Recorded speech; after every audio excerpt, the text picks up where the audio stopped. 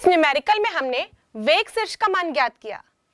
बच्चों, आपने यहाँ ध्यान दिया होगा कि वेग शीर्ष का मात्रक हमने मीटर लिखा, तो वेग शीर्ष को मीटर में कैलकुलेट किया जाता है। इसी प्रकार दाब शीर्ष और स्थैतिक शीर्ष को भी मीटर में ही कैलकुलेट किया जाता है। मतलब उसका ऐसा ही मात्रक वही होता है जो हम दूरी के लिए लेते हैं। और इसी प्रकार हम दूरी के लिए जितने भी मात्रकों का इस्तेमाल कर सकते हैं वो वेग शीर्ष, स्थैतिक शीर्ष और दाब शीर्ष के लिए भी इस्तेमाल किया जाता है। तो इस प्रकार इनका विमीय सूत्र हम देखें तो ये होगा m0 L T0। साथ ही हम देखें यदि कोई द्रव किसी नली से प्रवाहित हो रहा है तो उस नली के किसी पर्टिकुलर बिंदु पर या फिर उसके किसी अनुप्रस्थ काट के क्षेत्रफल पर उसकी तीनों प्रकार की ऊर्जाएं होंगी। यानी उस नली में प्रवाहित होने वाली द्रव की कुल ऊर्जा यदि हम देखें तो वो स्थितिज ऊर्जा, दाब ऊर्जा और गतिज ऊर्जा का योग होगी। तो इस प्रकार हम कुल ऊर्जा के लिए समीकरण लिख सकते हैं स्थितिज ऊर्जा प्लस दाब ऊर्जा प्लस गतिज ऊर्जा का योग। और हमने इन तीनों ऊर्जाओं के सूत्र को देखा, अलग अलग स्थिति में देखा। तो इस प्रकार से कुल ऊर्जा के समीकरण को इस प्रकार लिखा जा सकता है half mv² plus mgh plus m upon rho into p।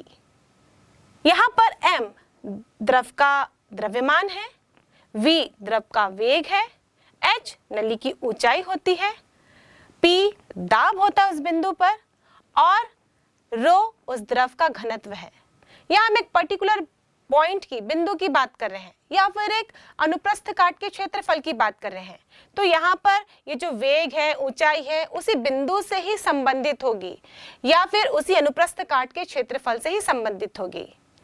अब इस कुल ऊर्जा को हम दूसरे तरीके से भी लिख सकते हैं। यदि हम प्रति एकांक द्रव्यमान के लिए लिखें तो हमने प्रति एकांक द्रव्यमान के लिए भी तीनों प्रकार की ऊर्जाओं का सूत्र लिखा था, तो उसी का योग करेंगे। तो हो जाएगा half v² plus GH plus P upon रो।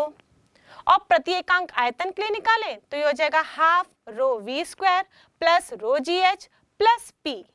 और प्रति एकांक भार के लिए निकालें तो ये होगा half v² upon G plus H plus P upon रो G। इस प्रकार हमने इस सूत्र को अलग अलग परिस्थिति में लिख लिया। इसलिए लिखा बच्चों क्योंकि न्यूमेरिकल क्वेश्चंस आते हैं तो कभी प्रति एकांक आयतन में दिया जाता है, कभी प्रति एकांक भार में होता है, कभी प्रति एकांक द्रव्यमान में होता है। तो जैसी भी कंडीशन हो उसके आधार पर हम न्यूमेरिकल क्वेश्चंस में इस प्रकार के फॉर्मूले का इस्तेमाल कर सकते हैं। और स्विट्जरलैंड के फिजिसिस्ट डैनियल बर्नौली ने बताया यदि कोई आदर्श द्रव यानी ऐसा द्रव जो असंपिंडीय हो और अश्यान हो, non viscous and incompressible fluid, यदि किसी नली से प्रवाहित हो रहा है, इसका प्रवाह धारा रेखीय है यानी कि स्ट्रीमलाइन, उस कंडीशन में नली के किसी भी अनुप्रस्थ काट के क्षेत्रफल के लिए हम देखें तो ये तीनों ऊर्जाओं का कुल योग हमेशा नियत ही रहता है, एक कांस्टेंट क्वांटिटी होती है। और यदि इसे हम सूत्र में लिखना चाहें तो प्रति एकांक आयतन के लिए हम लिखेंगे P plus half mv² plus रो GH। P मतलब ये दाब ऊर्जा, हाफ mv² गतिज ऊर्जा और रो GH ये स्थितिज ऊर्जा, ये तीनों का योग एक कांस्टेंट राशि होगी। इसी प्रकार आप प्रति एकांक द्रव्यमान के लिए भी देखें या प्रति एकांक भार के लिए भी देखें तो ये एक कांस्टेंट क्वांटिटी होती है, यानी कि कुल ऊर्जा हमेशा नियत ही रहती है। चाहे पाइप का क्रॉस सेक्शन एरिया कैसा भी हो, मोटा हो एक साइड पतला हो, तो ये इस पे डिपेंड नहीं करता। किसी भी क्रॉस सेक्शन एरिया पर आप देखें तो ये तीनों ऊर्जाओं का कुल योग हमेशा कांस्टेंट ही मिलता है। तो आइए बर्नौली के इस प्रमेय को हम सिद्ध करते हैं। इसके लिए हमने एक नली ली है। अब देख सकते हैं ये नली के अनुप्रस्थ काट का परिच्छेद असमान है, एक साइड ये नली मोटी है, एक साइड ये पतली है। साथ ही ये नली पृथ्वी की सतह से समान ऊंचाई पर नहीं है, इसका एक सिरा कम ऊंचाई पर है और एक सिरा अधिक ऊंचाई पर है। हम इस नली के सिरों का नाम दे देते हैं, इसे हम x देते हैं और इसे हम y देते हैं। मान लीजिए x सिरे की ऊंचाई पृथ्वी की सतह से, जमीन से हम ले रहे हैं h1 है और y सिरे की ऊंचाई h2 है। x सिरे का अनुप्रस्थ काट का क्षेत्रफल यानी क्रॉस सेक्शन एरिया हम a1 से दर्शाते हैं, जबकि y का हम a2 से दर्शा रहे हैं। a1 से द्रव प्रवाहित होकर नली के अंदर प्रवेश कर रहा है, जबकि y में यही द्रव उस नली से बाहर की ओर आ रहा है। यहाँ पर हम x में इस द्रव के वेग को v1 से प्रदर्शित कर रहे हैं, जबकि y में हम इस द्रव के वेग को v2 से प्रदर्शित कर रहे हैं। और इस नली के अंदर इस द्रव का प्रवाह धारा रेखीय स्ट्रीमलाइन, और धारा रेखीय प्रवाह में क्या होता है, किसी भी बिंदु पर कण का वेग उस बिंदु से गुजरे वाले कण का जो पहले गुजर चुका है प्रिसाइडिंग पार्टिकल, उसके वेग के बराबर होता है। मतलब एक निश्चित बिंदु पर हमेशा कण का वेग समान ही रहता है, नियत रहता है। उसमें से चाहे कितने भी कण गुजर जाएं, हर कण जब उस बिंदु में से गुजरेगा तो उसका वेग नियत ही रहता है। और इस प्रकार जो उसकी ट्रेजेक्ट्री बनती है, जो वेलोसिटी ट्रेजेक्ट्री हम देख रहे हैं, इस तरीके से सब समांतर बनेंगी। यहाँ वक्राकार रूप में है, लेकिन ये सारे वक्र एक दूसरे के समांतर होंगे। यहाँ पर हमने तीर के निशान से दर्शाया है। ये तीर का निशान ये बता रहा है कि x से द्रव नली के अंदर प्रवेश कर रहा है, जबकि y से यही द्रव नली से बाहर की ओर निकलेगा। अब ये द्रव कब प्रवाहित होगा? जब इस नली में दाब का अंतर होगा, और द्रव को प्रवाहित करने के लिए जो कुल कार्य होगा वो इस द्रव की गतिज ऊर्जा और स्थितिज ऊर्जा में वृद्धि कर देगा। क्योंकि हम जानते हैं कि कार्य ऊर्जा में परिवर्तन के बराबर होता है। हमने कार्य ऊर्जा प्रमेय पढ़ा है, उसके अनुसार कार्य गतिज ऊर्जा में या स्थितिज ऊर्जा में, या यूं कहे कि ऊर्जा में वृद्धि करता है। तो इस प्रकार यहाँ पर हम देखेंगे कि जो द्रव को प्रवाहित करने के लिए कार्य किया जा रहा है इस द्रव पर, वो इसकी स्थितिज ऊर्जा और गतिज ऊर्जा में वृद्धि करेगा। तो हम एक एक करके इन सब के लिए हम सूत्र ज्ञात करेंगे। पहले हम देखेंगे कि कितना कार्य करना पड़ रहा है, स्थितिज ऊर्जा में वृद्धि कितनी हो रही है, गतिज ऊर्जा में कितनी वृद्धि हो रही है, और इस आधार पर हम इस डेरिवेशन को आगे की ओर बढ़ाएंगे। तो इस नली को हमने दो भाग में तो पहले ही बांट लिया, x वाला परिक्षेद और y वाला परिक्षेद। तो हम किसी एक परिक्षेद के लिए ज्ञात कर लेंगे मान, और इसी प्रकार हम y के लिए भी ऐसा ही डेरिवेशन आगे बढ़ा सकते हैं, बल्कि इस जो फॉर्मूला आएगा उसको हम y के लिए भी लिख लेंगे। तो सबसे पहले हम x सिरे पर देखते हैं। x सिरे पर द्रव अंदर की ओर प्रवेश कर रहा है और इस द्रव का वेग v1 है। तो एक सेकंड में द्रव के द्वारा तय की गई दूरी, वेग बराबर होता है दूरी बटे समय, तो दूरी बराबर होगा वेग इंटू समय। यहां पर समय हम एक सेकंड ले रहे हैं और वेग v1 है, तो ये तय की गई दूरी एक सेकंड में ये हो जाएगी v1। अब इस द्रव पर लगने वाला बल कैलकुलेट करेंगे। हम जानते हैं बच्चों, दाब बराबर होता है बल अपॉन क्षेत्रफल, तो बल बराबर होगा दाब इंटू क्षेत्रफल।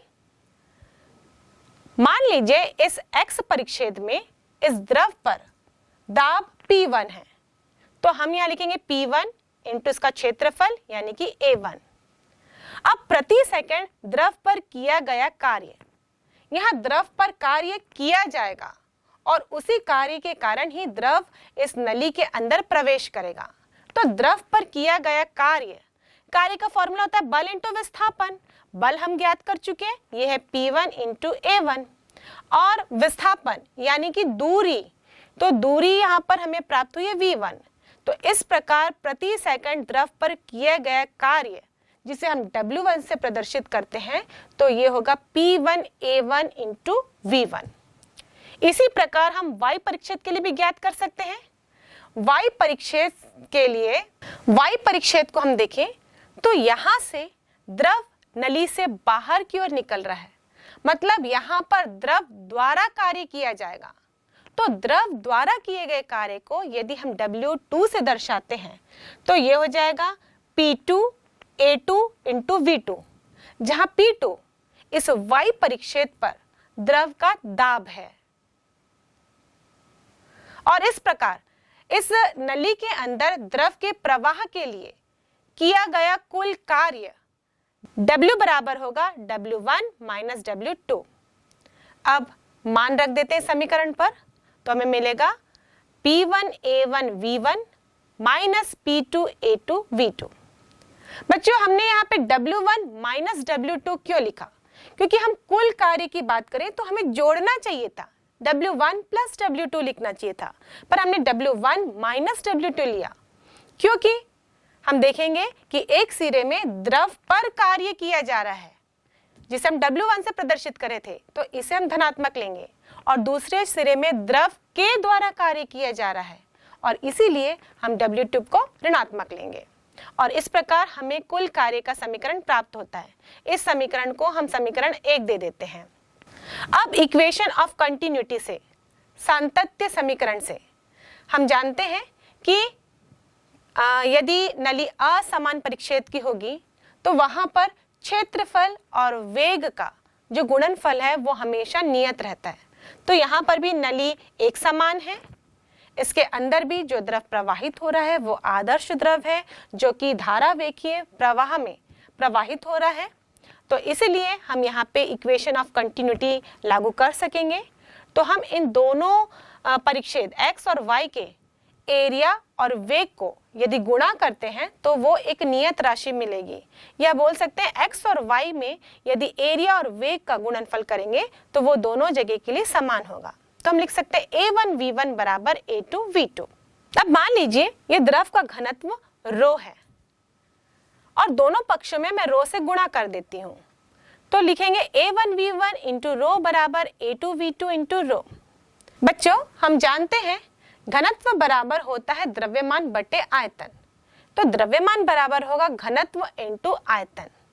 अब इस समीकरण को हम देखें तो रो घनत्व है और A1 को जब V1 से गुणा करूंगी, A1 क्षेत्रफल है और V1 दूरी, हालांकि V1 हम वेग बोल रहे थे लेकिन वो प्रति सेकंड में द्रव के द्वारा तय की गई दूरी भी है। तो जब हम दूरी को क्षेत्रफल से गुणा करते हैं तो आयतन प्राप्त होता है। तो एक सेकंड में द्रव के द्वारा तय किया गया आयतन ये होगा A1V1, इसलिए हम यहाँ पर लिखेंगे आयतन इंटू घनत्व, और आयतन और घनत्व को गुणा करते हैं तो द्रव्यमान मिलता है। तो मान लीजिए प्रति सेकंड x परिक्षेत्र से गुजरने वाले द्रव्य का द्रव्यमान m है, तो y परिक्षेत्र से भी वही द्रव्यमान बाहर निकलेगा, क्योंकि हमने जो द्रव लिया है वो एक आदर्श द्रव है यानी असंपिंडीय, इनकम्प्रेसिबल, इसलिए इसके आयतन में कोई भी परिवर्तन नहीं होगा। तो यहाँ पर हम m से प्रदर्शित करते हैं, जहाँ m प्रति सेकंड बहने वाले द्रव का द्रव्यमान है, और इस प्रकार A1V1 बराबर A2V2 बराबर m अपॉन रो लिख सकते हैं। और इस इक्वेशन 1 में यानी जो कुल कार्य का इक्वेशन था उसमें हम A1V1 और A2V2 बराबर m अपॉन रो लिखें तो ये समीकरण कुछ ऐसा बन जाएगा, W बराबर रो1 P1 m upon rho minus P2 m upon रो। यहाँ से m अपॉन रो दोनों में कॉमन है तो हम m अपॉन रो कॉमन लेते हैं, तो ब्रैकेट के अंदर बचेगा P1 माइनस P2, और यह समीकरण कुल कार्य को प्रदर्शित करता है। इसे हम इक्वेशन 2 दे देते हैं। अब ये जो कुल कार्य है ये द्रव की गतिज ऊर्जा में भी वृद्धि करेगा और स्थितिज ऊर्जा में भी वृद्धि करेगा। तो हम पहले गतिज ऊर्जा में वृद्धि को कैलकुलेट करते हैं। इसके लिए हम दोनों ही परिक्षेत्र में गतिज ऊर्जा के मान को कैलकुलेट करेंगे और फिर देखेंगे कि उसमें कितनी वृद्धि हुई है। तो x परिक्षेत्र में गतिज ऊर्जा का फॉर्मूला हो जाएगा हाफ mv1 स्क्वायर, जबकि y परिक्षेत्र में गतिज ऊर्जा का फॉर्मूला होगा हाफ mv2 स्क्वायर। अब गतिज ऊर्जा में वृद्धि कितनी होगी तो हम लिखेंगे k2 माइनस k1, मतलब y परिक्षेत्र की गतिज ऊर्जा माइनस x परिक्षेत्र की गतिज ऊर्जा। अब ये कैसे तय होगा कि y परिक्षेत्र की गतिज ऊर्जा अधिक है?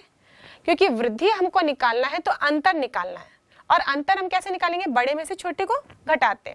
तो इस चित्र में ये बिल्कुल स्पष्ट दिख रहा है कि y परिक्षेत्र का क्रॉस सेक्शन एरिया कम है और x परिक्षेत्र का अधिक है। तो जहां क्रॉस सेक्शन एरिया कम होगा वहां पे वेग अधिक होगा। ये हमने इक्वेशन ऑफ कंटिन्यूटी से जाना था, इसलिए हम k2 माइनस k1 लिखे और ये हो जाएगा half m v2 square minus half m v1 square. यहाँ से हाफ m कॉमन ले लेते हैं तो ये होगा v2 square minus v1 square. अब ये गतिज ऊर्जा में वृद्धि जो हमने प्राप्त की है इसे हम दे देते हैं समीकरण 3। अब स्थितिज ऊर्जा में वृद्धि कैलकुलेट करेंगे। इसके लिए हम फिर x की स्थितिज ऊर्जा ज्ञात करेंगे और y परिक्षेत्र की स्थितिज ऊर्जा ज्ञात करेंगे। x परिक्षेत्र की स्थितिज ऊर्जा, इसको u1 से दर्शा रही हूँ, ये हो जाएगा mgh1 और y परिक्षेत्र की स्थितिज ऊर्जा u2 बराबर होगा mgh2। अब ऊर्जा में वृद्धि निकालना है, फिर हम बड़े में से छोटी राशि को माइनस करेंगे। अब यहाँ पर y परिक्षेत्र की स्थितिज ऊर्जा अधिक होगी। क्यों? क्योंकि ये अधिक ऊंचाई पर है x परिक्षेत्र की तुलना में, इसलिए हम लिखेंगे mgh2 माइनस mgh1। यहाँ से mg कॉमन है, कॉमन लेने पर हमें मिलेगा mg ब्रैकेट के अंदर h2 माइनस h1 और ये स्थितिज ऊर्जा में वृद्धि को दर्शाता है और इस इक्वेशन को हम इक्वेशन नंबर 4 दे देते हैं। अब ऊर्जा संरक्षण के नियम से हम देखें तो यह जो किया गया कुल कार्य है जिसके कारण द्रव नली में x परिक्षेत्र से y परिक्षेत्र की ओर प्रवाहित हो रहा है और इस प्रवाह में उसकी स्थितिज ऊर्जा में वृद्धि हो रही है और गतिज ऊर्जा में भी वृद्धि हो रही है। तो ये जो किया गया कार्य है ये दोनों ऊर्जा में वृद्धि के योग के बराबर होगा और इसलिए हम इस प्रकार का समीकरण लिख सकते हैं, द्रव पर किया गया कुल कार्य बराबर द्रव की गतिज ऊर्जा में वृद्धि प्लस द्रव की स्थितिज ऊर्जा में वृद्धि। समीकरण 2, 3 और 4 से मान रखने पर हमें मिलेगा P1 minus P2 m upon rho equal to 1/2 m v2 square minus v1 square plus mg h2 minus h1। दोनों पक्षों में घनत्व रो से गुणा करने पर हमें प्राप्त होगा P1 minus P2 equal to 1 upon d rho v2 square minus v1 square plus rho g h2 minus h1। इसे और हल करते हैं, हम x परिक्षेत्र की सारी ऊर्जाओं को एक साथ लिखेंगे और y परिक्षेत्र से जुड़ी हुई सारी ऊर्जाओं को एक साथ लिखेंगे तो हमें मिलेगा P1 plus half rho v1 square plus rho g h1 equal to P2 half rho v2 square plus rho g h2। और इस तरह से हम देख सकते हैं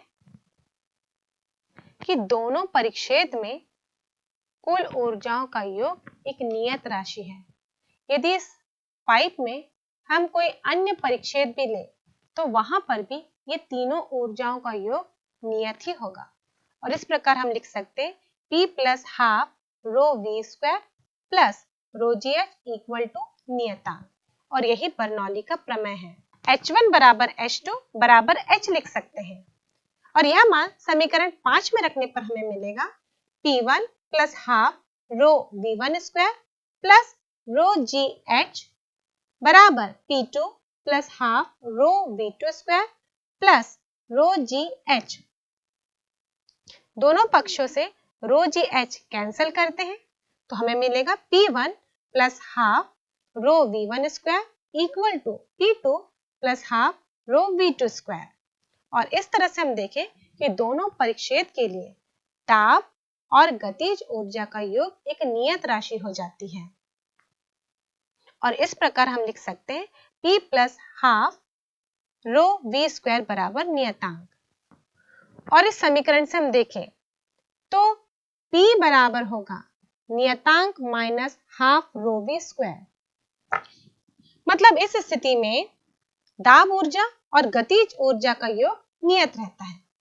यदि हम बर्नौली के प्रमेय से देखें तो P plus half rho v square plus rho g H बराबर नियतांक होता है। यहाँ से हम देखें तो P plus rho g H बराबर नियतांक minus half rho v square होगा। और साथ ही हमने जो विशेष स्थिति देखी उसके अनुसार हम लिखें तो P बराबर नियतांक minus half rho V square होता है। और इन दोनों समीकरणों से यह स्पष्ट है कि V का मान कम होने पर P का मान अधिक होगा तथा V का मान अधिक होने पर P का मान कम होता है। ये जो समीकरण अभी हमें प्राप्त हुआ है, ये संबंध तरल के वेग और उसके दाब में संबंध को प्रदर्शित कर रहा है। यदि तरल प्रवाहित हो रही है और हम कोई दो अलग अलग बिंदु लेते हैं, इन दोनों बिंदुओं पर यदि क्षैतिज ऊर्जा तरल के प्रवाह के दौरान समान है, उस कंडीशन में जिस जगह पर, जिस बिंदु पर वेग अधिक होगा वहां पर दाब कम होगा और जहां पर वेग कम होगा वहां पर दाब अधिक होगा। यदि इस समीकरण को द्रव के घनत्व रो से भाग देते हैं तो यह समीकरण बन जाता है P अपॉन रो plus half V square plus GH बराबर नियतांक। और यह प्रति एकांक द्रव्यमान के लिए बर्नौली के प्रमेय का रूप है। अतः आदर्श द्रव के धारा रेखीय प्रवाह के लिए प्रति एकांक द्रव्यमान की कुल ऊर्जा नियत रहती है। और यदि इसी समीकरण को मैं रो जी से भाग दूं तो यह समीकरण इस तरह से लिखा जा सकता है P upon rho g plus half V square upon G plus H बराबर नियतांक। यह प्रति एकांक भार के लिए बर्नौली के प्रमेय का रूप है। और दूसरे शब्दों में हम यूं कह सकते हैं, दाब शीर्ष प्लस वेग शीर्ष प्लस स्थैतिक शीर्ष बराबर नियतांक होते हैं। व्यापक रूप में बर्नौली के प्रमेय का कथन निम्नानुसार है। जब कोई आदर्श तरल किसी नली में धारा रेखीय प्रवाह में बहता है तो उसके मार्ग के प्रत्येक बिंदु पर एकांक आयतन या एकांक द्रव्यमान या एकांक भार की कुल ऊर्जा नियत रहती है। और जिन द्रवों की परतों के बीच श्यान बल लगता है उनके लिए बर्नौली का प्रमेय लागू नहीं होता। और इस प्रकार हमने बर्नौली के प्रमेय को सिद्ध किया। पर बर्नौली के प्रमेय की कुछ सीमाएं भी हैं। बर्नौली प्रमेय की व्युत्पत्ति के समय यह कल्पना की गई कि नली के किसी भी परिक्षेत्र पर द्रव के प्रवाह का वेग एक समान रहता है, किंतु वास्तव में नली के अक्ष पर द्रव के प्रवाह का वेग अधिकतम एवं नली के दीवार के संपर्क में वेग न्यूनतम होता है, जिसे हम स्तरीय प्रवाह यानी लैमिनर फ्लो के नाम से जानते हैं। जब द्रव बहता है तो उसकी आंतरिक परतों में आपेक्षिक वेग के कारण श्यान बल कार्य करने लगता है, किंतु प्रमेय की व्युत्पत्ति में श्यान बल को अनुपस्थित माना गया है। बर्नौली प्रमेय आदर्श द्रव के लिए सत्य है, किंतु कोई भी ऐसा द्रव नहीं है जिसे आदर्श कहा जा सके। यह माना गया है कि जब द्रव बहता है तो उसकी ऊर्जा में कोई क्षति नहीं होती, जबकि द्रव की गतिज ऊर्जा का कुछ भाग ऊष्मा इत्यादि के रूप में कम हो जाता है। यदि द्रव वक्राकार पथ में बह रहा है तो अभिकेंद्र बल के कारण ऊर्जा पर भी विचार किया जाना चाहिए, किंतु ऐसा नहीं किया गया है। तो चलिए इसी कॉन्सेप्ट से जुड़े हुए कुछ उदाहरण देखते हैं। बच्चों, आपने एटमाइजर को देखा है, जिसे हम कणित्र कहते हैं। इसमें कोई लिक्विड हम डालते हैं और इसमें प्रेशर लगाते हैं तो इसके अंदर का लिक्विड कणों के रूप में, एटम्स, एकदम छोटे छोटे पार्टिकल्स के रूप में बाहर निकलते हैं। ऐसा आपने दवाई छिड़कते उस समय भी देखा होगा। वहाँ पे दाब लगा के, प्रेस करके उस लिक्विड को बूंदों के रूप में निकाला जाता है। ये एटमाइजर कुछ इस प्रकार दिखता है। एक नीचे बॉटल होती है जिसमें कि लिक्विड को भरा जाता है, जिसे कि स्प्रे करना होता है। जो स्प्रे पेंटिंग हम करते हैं गाड़ियों की, उसमें भी इसी प्रकार के एटमाइजर का इस्तेमाल किया जाता है, जिसमें पेंट को हम नीचे भर देते हैं इस बॉटल में और ये पेंट एकदम बारीक ड्रॉपलेट्स के रूप में बाहर निकलता है और इस तरीके से एक समान रूप से किसी भी सतह को पेंट किया जाता है। स्पेशली गाड़ियों को इसी प्रकार रंगा जाता है। अब यहाँ पर एक रबर की बॉब होती है जिसमें कि एयर भरा होता है। अब जब इस रबर के बॉब को दबाया जाता है तो इस पाइप से हवा तेजी से गुजरेगी। ये जो पाइप दिख रहा है ये क्षैतिज है, मतलब इस पाइप के हर बिंदु पर स्थितिज ऊर्जा का मान एक समान होगा। तो संबंध किस किस के बीच में होगा? वेग और दाब। और ये संबंध व्युत्क्रमानुपाती का होता है, हम देख रहे हैं कि वेग बढ़ाने से दाब घट रहा है, वेग कम होगा तो दाब बढ़ेगा। तो जब हम इस बॉब को दबाएंगे उस कंडीशन में हम देखेंगे ये जो बॉटल है इसके जो ऊपर की नली है वो एकदम जेट नली है, मतलब बारीक नली होती है। बारीक नली होने के कारण यहाँ पे क्रॉस सेक्शन एरिया कम होता है। अब हवा इसके ऊपर से गुजरेगी और ये हवा बहुत ही तीव्र गति से गुजरेगी और तीव्र गति होने के कारण यहाँ पर दाब कम हो जाएगा, दाब कम होगा और ये जो बॉटल के अंदर जो भी लिक्विड भरा है वहाँ पे एटमॉस्फेरिक प्रेशर होगा क्योंकि उसके अंदर कुछ वायु भी थी। तो यहाँ पर एटमॉस्फेरिक प्रेशर अधिक होने के कारण इस नली में अगर हवा तेजी से गुजरेगी तो इस बॉटल के ऊपर की जो नली है उस क्षेत्र पर हम देखेंगे तो दाब कम हो जाएगा और एटमॉस्फेरिक प्रेशर का मान इस बॉटल पर अधिक रहेगा और इसके कारण ये द्रव नली में ऊपर की ओर बढ़ेगा और जैसे ऊपर की ओर बढ़ेगा तो ये छोटे से छिद्र से बाहर निकलता है और यहाँ पर वेग अधिक होने के कारण वायु का ये जो लिक्विड है वो छोटे छोटे ड्रॉपलेट्स के रूप में बढ़ जाता है और इस प्रकार कोई भी एटमाइजर काम करता है। यहाँ पर जो लिक्विड है लगातार इस नली में ऊपर की ओर बढ़ते रहती है और जैसे जैसे हम इस बॉब को दबाते जाते हैं यानी प्रेशर डालते जाते हैं उस कंडीशन में हम देखेंगे कि जो लिक्विड है वो स्प्रे के रूप में, ड्रॉपलेट्स के रूप में इस एटमाइजर से बाहर निकलती है। अब हम इसका अगला उदाहरण देखते हैं। बच्चों मान लीजिए ये एक फव्वारा है जो कि एक बारीक जेट से बाहर आ रहा है।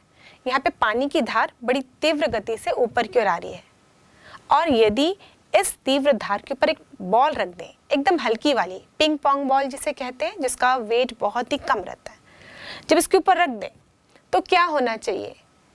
आप सोच रहे होंगे कि ये बॉल तो धार से टकराकर ऊपर की ओर उछल जाएगी और गिर जाएगी, लेकिन ऐसा नहीं होता। जब इसको इस धार के ऊपर रखा जाता है तो ये इस धार के ऊपर नाचने लगती है।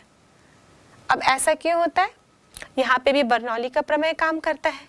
यदि इस पिंग पोंग बॉल की बात करें तो जो इस पानी की धार को देखें ये ऊपर की ओर आ रही है तो इसके साथ साथ जुड़े हुए वेग की गति भी बढ़ जाएगी।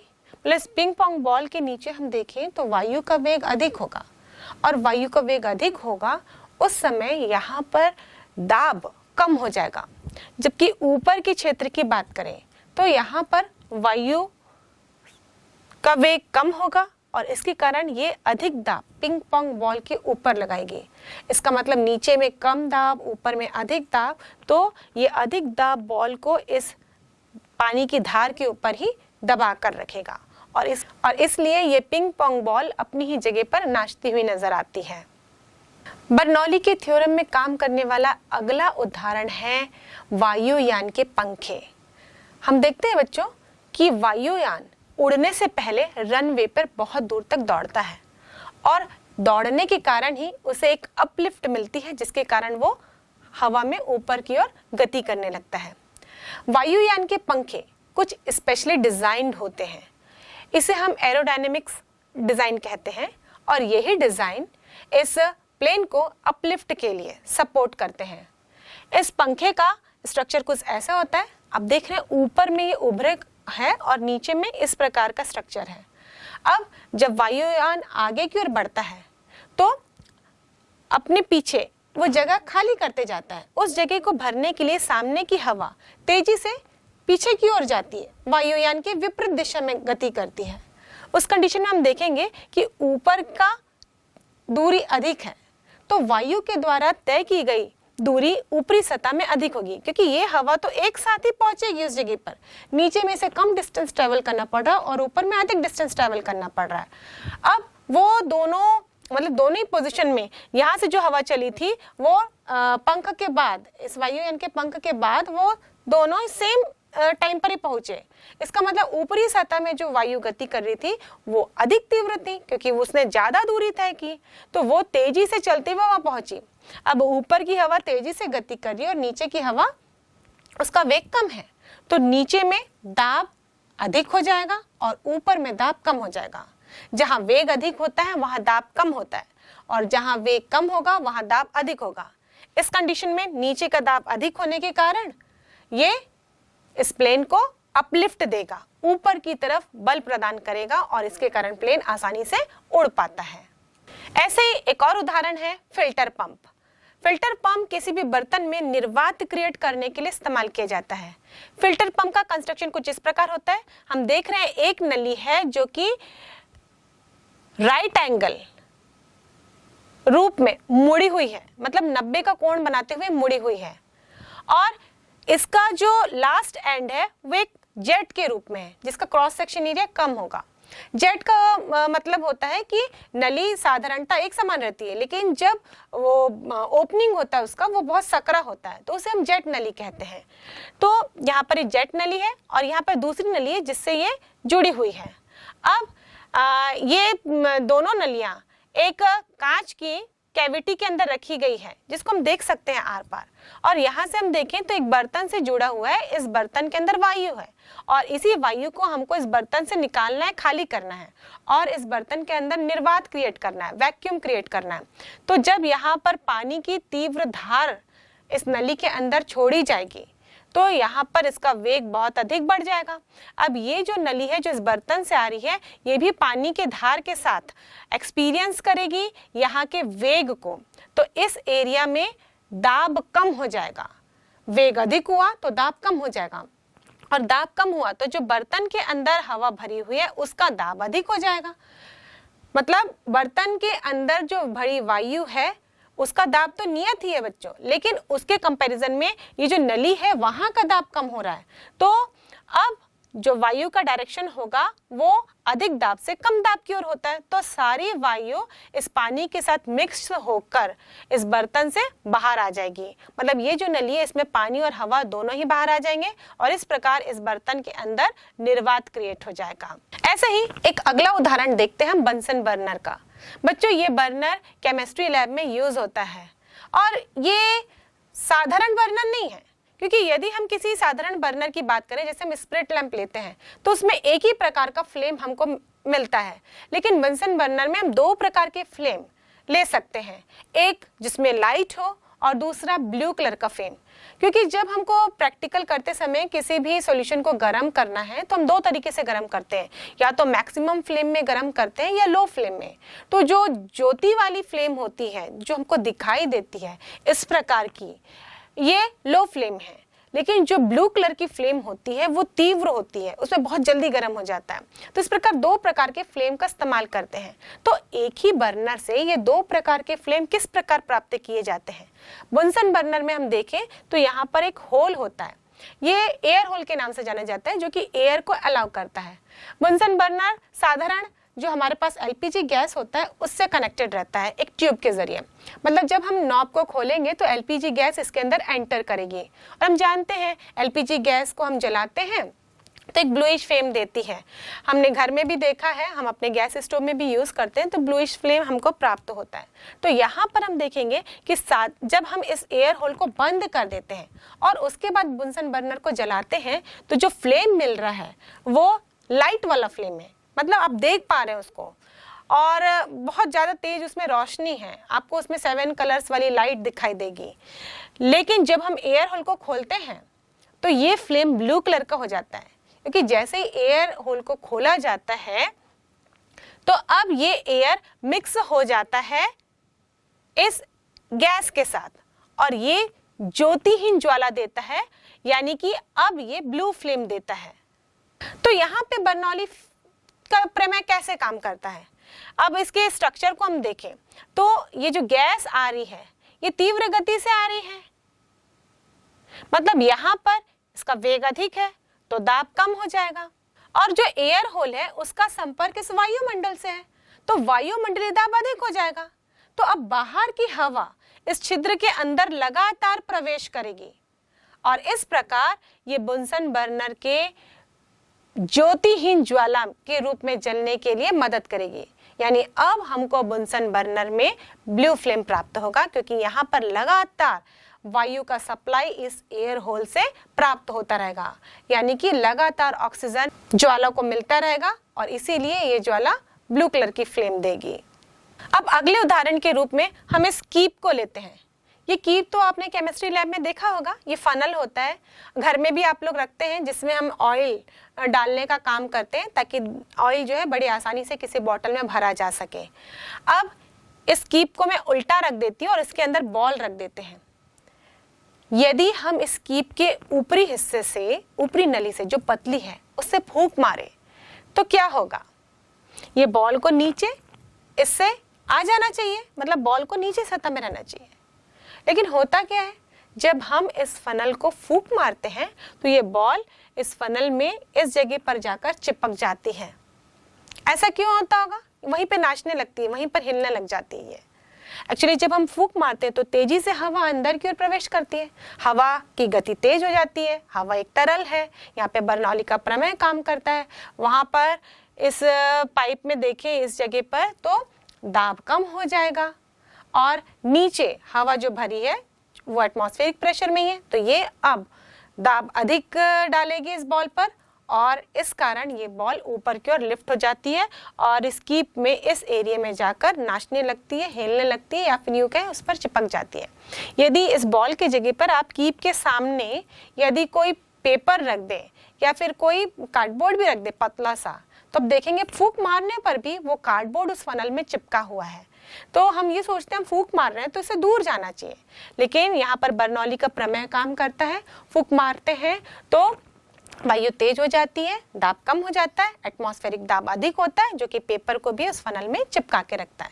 और बच्चों, यदि आपने ये सारे उपकरण नहीं देखे हैं, वैसे तो ये लैब में पॉसिबली मिल ही जाते हैं, पर मान लीजिए आप नहीं देखे हैं तो बर्नौली के प्रमेय को आप एक्सपीरियंस कर सकते हैं, जिसके बारे में हम डिस्कशन कर रहे हैं।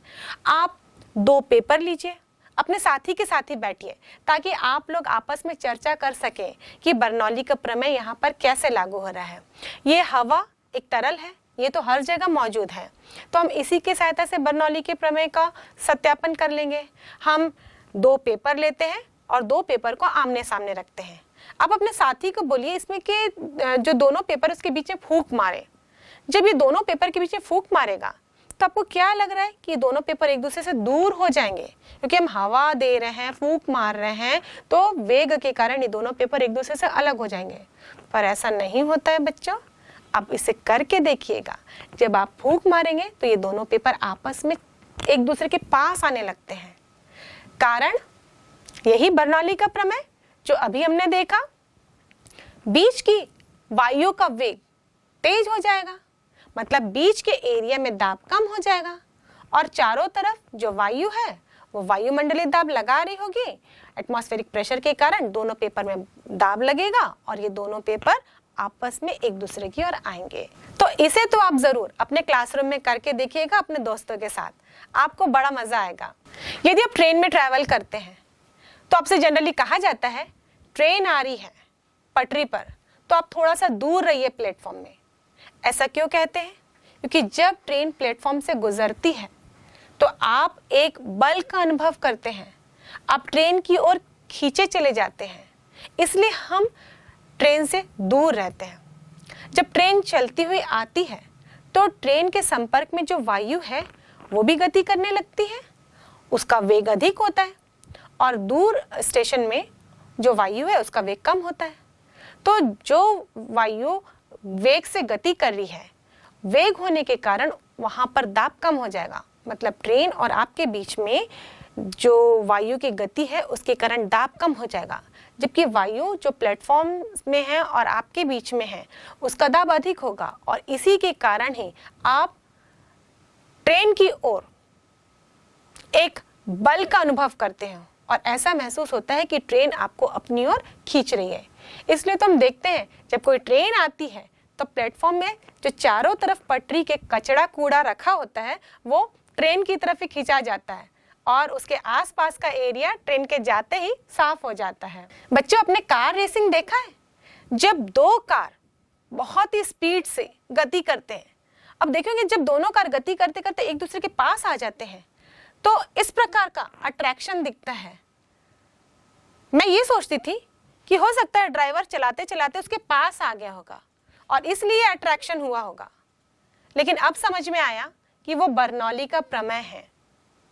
क्योंकि जब दोनों ही कार तेजी से गति कर रहे थे तो उनके बीच की वायु भी गति की, और इस बीच की वायु की गति के कारण, इसका वेग अधिक होने के कारण इन दोनों कारों के बीच में दाब कम हो गया। जबकि दोनों कारों के बाकी एरिया में हम देखें तो वायु का वेग कम था तो वहां पर दाब अधिक था, इसलिए वायु दोनों कारों को एक दूसरे की ओर धकेल देती है और उसके बाद फिर वो कंट्रोल करके दोनों ही कार एक दूसरे से दूर हो जाते हैं। और ये खिंचाव वायु की गति के कारण होता है। आपने सुना होगा कि आंधी तूफान आने की वजह से कई घरों के छत उड़ गए, हवा के साथ साथ चले गए। एक्चुअली घर का कंस्ट्रक्शन देखें तो उनकी छत कुछ इस प्रकार की होती है। अब तेज आंधी तूफान आया। आंधी तूफान का मतलब होता है वायु की गति का तेज हो जाना। तो तीव्र वेग से वायु इस घर की छत के ऊपर से गुजरती है। उस समय इस घर की छत के ऊपर दाब कम हो जाता है, जबकि घर के अंदर वायु समान अवस्था में है तो यहाँ पर दाब इसकी तुलना में अधिक होगा और इसीलिए घर के अंदर से एक ऊपर की ओर दाब लगता है जो कि बाहर के दाब की तुलना में अधिक होता है और इसीलिए इस रूफ को एक अपलिफ्ट मिल जाता है और ये छत हवा के साथ साथ उड़ जाती है। बर्नौली से जुड़ा हुआ हम एक और उदाहरण देखते हैं। इस उदाहरण को हम मैग्नस इफेक्ट के नाम से जानते हैं, मैग्नस प्रभाव, जिसे लॉर्ड रेले ने बताया था। बच्चों, आप में से कितनों को क्रिकेट देखना अच्छा लगता है और स्पेशली बॉलर पसंद है? अब देखेंगे बच्चों कि बॉलर दो टाइप से होते हैं। एक फास्ट बॉलर जो दौड़ कर आते हैं और तेजी से अपना वेग बॉल को ट्रांसफर करते हैं और इस प्रकार वो फास्ट बॉलिंग करते हैं, और दूसरा जो दौड़ के तो नहीं आते, कुछ ही दूरी पर चलते हैं लेकिन बॉल को स्पिन करते हैं, यानी स्पिन बॉलिंग थ्रो करते हैं और इन्हें स्पिनर्स हम कहते हैं। ये स्पिनर्स भी बहुत सारे विकेट ले जाते हैं क्योंकि बैट्समैन को जज ही नहीं होता कि बॉल कहां गिरने वाली है। फास्ट बॉलर को हम देखें तो भले उसके बॉल की गति अधिक होती है लेकिन बैट्समैन प्रिडिक्ट कर लेता है कि बॉल कहां आने वाली है, क्योंकि हम जानते हैं बच्चों, किसी भी वस्तु को यदि जमीन से फेंका जाए ऊर्ध्वाधर छोड़कर क्षैतिज से कोई कोण बनाते हुए तो वो प्रक्षेप पे गति करती है, यानी कि प्रोजेक्टाइल मोशन, जो ऊर्ध्वाधर भी गति करती है और क्षैतिज भी करते हुए एक पैराबोलिक पाथ बनाकर आगे की ओर बढ़ती है। तो इस प्रकार बैट्समैन फास्ट बॉलर में गेंद की स्थिति को प्रिडिक्ट कर लेता है और इसलिए तो जब फास्ट बॉलिंग होती है तो आप देखे होंगे कि बैट्समैन अच्छे से अगर अपना बल्ला घुमाए तो बॉल को बाउंड्री पार हिट कर देता है। लेकिन स्पिन बॉलिंग होती है तो बैट्समैन कंफ्यूज हो जाता है और जनरली हिट विकेट हो जाता है। अब इसका कारण क्या है? यहाँ पे भी बर्नौली का प्रमेय छुपा हुआ है, पर इसे हम मैग्नस इफेक्ट के नाम से जानते हैं। बच्चों, यदि हम बॉल को देखें और वो स्पिन कर रही है, अगर स्पिन करते हुए बॉल आगे की ओर बढ़ रही है तो इस बॉल में हम दो स्थितियों को देखते हैं। यदि बॉल के ऊपर वाले हिस्से को देखें, यदि बॉल इस प्रकार स्पिन कर रही है और आगे की ओर बढ़ रही है तो ऊपर वाले हिस्से में वायु का विपरीत प्रभाव पड़ेगा, क्योंकि ये बॉल आगे की ओर बढ़ रही है तो पीछे की जगह को खाली करते जा रही है, तो आगे की वायु इस पीछे वाले हिस्से को भरने के लिए तेजी से पीछे की ओर आ रही है। अब ये बॉल आगे की ओर स्पिन कर रही है ऊपरी हिस्से में और वायु पीछे की ओर आ रही है, इसका मतलब ऊपरी हिस्से को सपोर्ट नहीं मिलेगा। जबकि हम नीचे की बात करें तो बॉल की डायरेक्शन भी इसी तरफ है, वायु की डायरेक्शन भी इसी तरफ है, तो नीचे वाले हिस्से में सपोर्ट अधिक मिलेगा। क्या यूं कहें कि ऊपर वाले हिस्से में वेग कम होगा और नीचे वाले हिस्से में वेग अधिक होगा? तो जहां पर वेग अधिक है वहां पर दाब कम होगा और जहां पर वेग कम है वहां पर दाब अधिक होगा। इसका मतलब ऊपर वाले हिस्से में ज्यादा दबाव महसूस करेगी बॉल और नीचे वाले हिस्से में कम दबाव महसूस करेगी, और इसीलिए जब बॉल आगे गति करेगी तो ये नीचे की ओर दब जाएगी। हालांकि इसका पाथ प्रोजेक्टाइल मोशन होता है, लेकिन ये अब ज्यादा वक्राकार हो जाएगा और अधिक मुड़ जाएगी और नीचे की ओर गिर जाएगी। यदि इसको हम समझने की कोशिश करें, एक इस प्रकार का इंक्लाइन प्लेन ले और इसमें से यदि बॉल को गिराते हैं तो आप देख रहे हैं कि बॉल एक प्रोजेक्टाइल मोशन में आगे की ओर गिर रही है। लेकिन यदि इसे हम एक बेलनाकार रूप दे देते हैं, मतलब अब यहाँ पर जो वेग होगा वो और अधिक डिफरेंस में आ जाएगा, क्योंकि सतह ज्यादा है, बेलनाकार है, सतह ज्यादा है। इस कंडीशन में हम देखेंगे कि ये जो बेलनाकार वस्तु लुढ़क रही है ये बॉल के जितने आगे दूरी पर जाकर नहीं गिरी बल्कि उससे पहले ही गिर गई, क्योंकि यहाँ पर मैग्नस इफेक्ट दिखा। ऊपर दाब अधिक था, नीचे दाब कम था और इसके कारण ये सिलेंड्रिकल वस्तु नीचे की ओर दब गई और उस बॉल की तुलना में पहले ही गिर गई। तो ये मैग्नस प्रभाव हम देख रहे हैं कि जैसे जैसे सरफेस बढ़ते जाएगा वैसे वैसे इस प्रभाव को भी हम अधिक महसूस कर पाएंगे। और ये मैग्नस प्रभाव बॉल में हमेशा हमको देखने को मिलेगा जब भी ये बॉल स्पिन करेगी। इसलिए बच्चों, जो बुलेट्स होते हैं, गोली, उसे हम गोलाकार नहीं बनाते, क्योंकि यदि गोलाकार हुई तो ये हमेशा मैग्नस प्रभाव में ही रहेगी। इसलिए इसका आकार बेलनाकार बनाया जाता है और जिस दिशा में गति करती है ये बेलन का अक्ष भी वही होता है और इसी अक्ष के परितः ये बुलेट भी घूर्णी गति करती है। अब ये बुलेट घूर्णी गति कर रही कुछ इस प्रकार, इसमें वेग की दिशा जो है वही इस बेलन के यानी इस बुलेट के अक्ष की भी दिशा है और इसके परितः या इस प्रकार घूर्णी गति कर रही है। अब वायु तो इस प्रकार पीछे की ओर आएगी, तो इस तरह से जो स्पिन मोशन हो रहा है उसके कारण इसकी गति में कोई भी प्रभाव नहीं पड़ेगा। और यही बॉल रहती तो बॉल सब तरफ से गोल है, तो ये वायु की दिशा जो है वो ऊपर और नीचे की सतह में अलग अलग होने के कारण और बॉल जिस प्रकार से स्पिन कर रही है उसके कारण जरूर इस गोली पर प्रभाव पड़ता और इसीलिए जितने भी बुलेट्स होते हैं वो बेलनाकार बनाए जाते हैं।